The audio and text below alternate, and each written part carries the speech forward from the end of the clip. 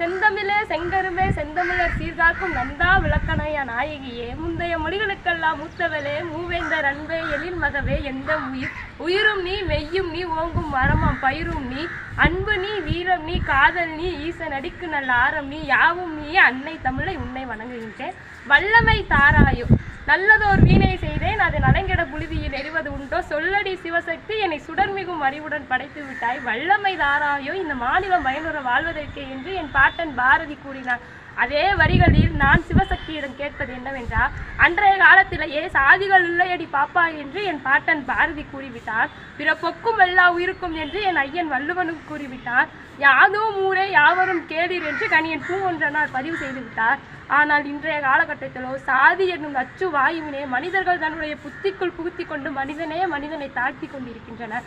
இப்படி சாதி சேற்றினை பூத்த எண்ணற்ற மக்களின் வாழ்க்கையை மாற்றி ஒற்றுமையாக வாழ வைக்க நீ எனக்கு வல்லமை தாராயும்.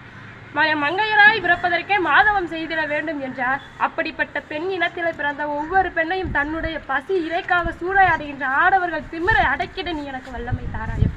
ஆகையால் இறுதியாக ஒன்றை கூறுகின்றேன், சுற்றி நிற்கும் வஞ்சகப்படையை கைதட்டி சிரிக்கும் ஆணவ திமிரை அழித்திட நீ எனக்கு வல்லமை தாராயும். நன்றி.